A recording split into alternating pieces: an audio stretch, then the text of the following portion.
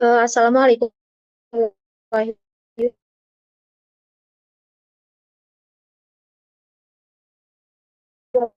wabarakatuh. Perkenalkan, kandungan konsumsi energi, hasil panen tomat, dan produksi listrik dalam rumah kaca fotovoltaik dengan beragam konfigurasi panel surya. Bisa di next.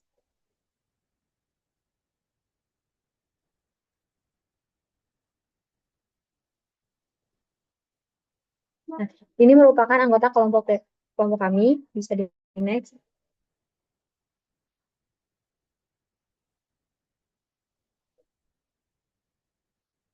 Ini merupakan jurnal utama yang kami gunakan. Next. Oke, jadi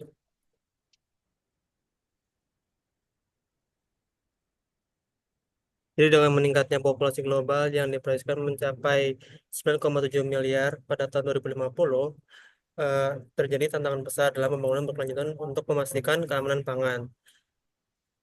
Rumah kaca sebagai salah satu bagian dalam sektor pertanian memainkan peran penting dalam meningkatkan produksi pangan sepanjang tahun dengan efisiensi sumber daya yang lebih baik.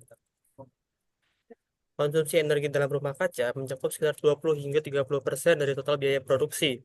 Hal ini memberikan dampak nyata terhadap emisi polutan dan pemanasan global. Oleh karena itu, diperlukan perubahan sumber energi terbarukan untuk mencapai produksi pangan yang berkelanjutan. Sistem agrivoltaik yang menggabungkan pertanian dengan panel surya menunjukkan potensi besar dalam meningkatkan efisiensi penggunaan lahan dan memberikan manfaat ekonomi dan lingkungan. Nah, selanjutnya ini merupakan metodologi yang kami gunakan. Terdapat beberapa rumus, yaitu tentang memperkirakan energi yang dibutuhkan, perpindahan energi karena ventilasi alami, dan juga terdapat variabel persamaan untuk model Tom Grove. Boleh next.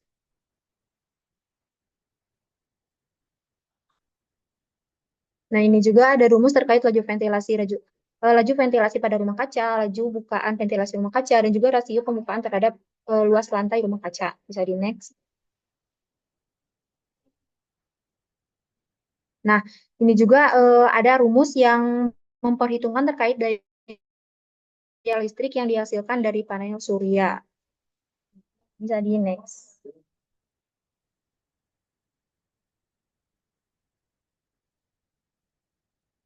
Oke, selanjutnya masuk ke hasil dan pembahasan dalam temuan jurnal tersebut. Next.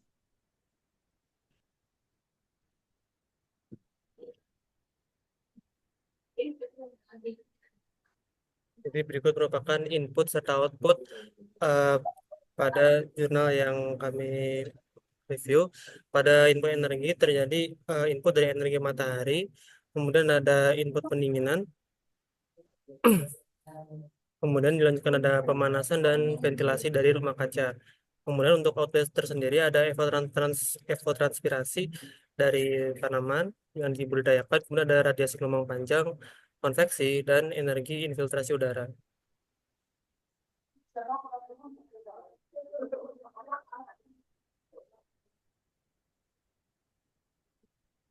Oke, di sini terlihat kebutuhan pendingin dan juga pemanas pada parameter utama greenhouse, di mana pada bulan-bulan dingin terlihat bahwa di situ kebutuhan pemanasnya itu tinggi. Kemudian pada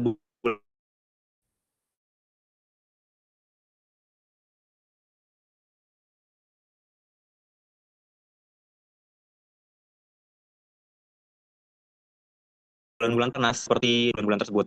Next.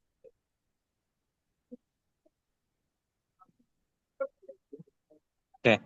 Kemudian dari berbagai konfigurasi sudut atap ditemukan bahwa sudut atap 25 derajat paling efisien untuk memaksimalkan radiasi yang diterima dengan total produksi listrik mencapai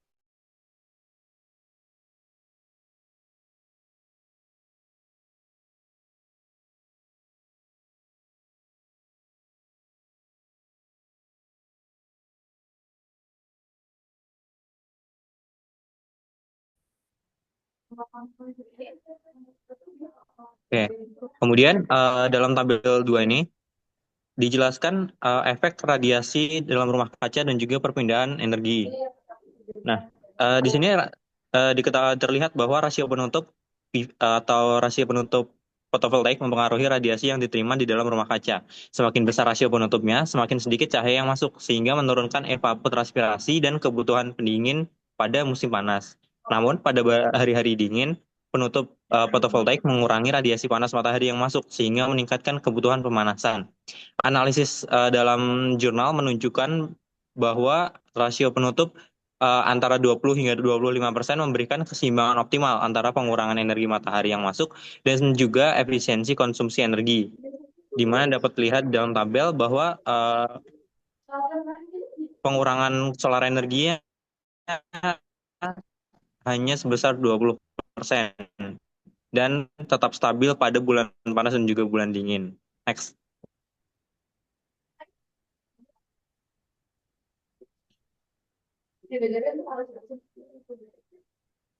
Aktivitas tomat dengan pemodelan Tom Grow, di mana produksi tomat menurun dengan meningkatnya rasio penutup PV dikarenakan berkurangnya ketersediaan cahaya. Tanpa penutup fotovoltaik, produksi tomat mencapai 46,68 kg per meter persegi. Dan pada cakupan 20% hingga 50%, hasil panen menurun masing-masing sebesar 12% dan 26,8%. Sehingga didapatkan bahwa pemasangan fotovoltaik pada atap greenhouse akan menurunkan produksi tomat dikarenakan berkurangnya ketersediaan cahaya yang masuk ke dalam greenhouse. Next.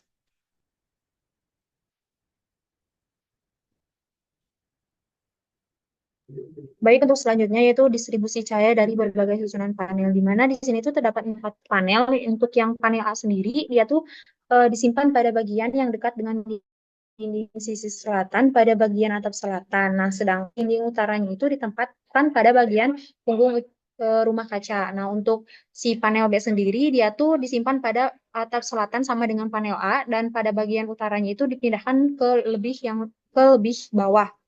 Nah, dari hasil ini tuh mendapatkan bahwa distribusi cahaya yang didapatkan itu tidak merata, serta cahaya matahari itu menunjukkan penurunan sekitar 44% karena adanya panel surya tersebut. Bisa di next.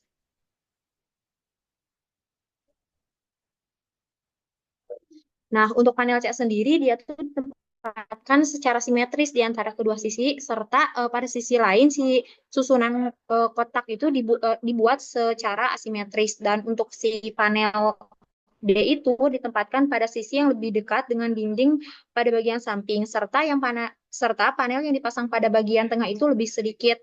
Nah, hasil yang didapatkannya itu faktor cahaya matahari lebih tinggi serta menghasilkan distribusi cahaya yang lebih seragam pada bagian tengah rumah kaca, sehingga penempatan asimetris ini dianggap lebih cocok untuk menempatkan panel fotovoltaik di rumah kaca.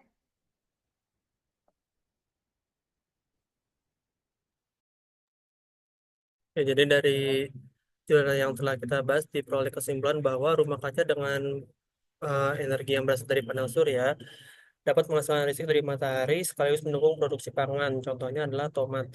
Dengan desain yang tepat, rumah kaca dapat menjadi solusi yang berkelanjutan untuk memenuhi kebutuhan pangan dan energi secara efisien. Desain dengan atap miring dengan sudut 25 derajat memberikan distribusi cahaya yang baik dan mendukung efisiensi panel surya. Rasio cakupan panel surya sebanyak 25% merupakan hasil yang paling optimal. Dengan hasil seperti ini, produksi listrik dapat mencapai 6,84 megawatt per hour per tahun, dan penurunan hasil panen tomat hanya sekitar 12,01% dibandingkan tanpa panel surya.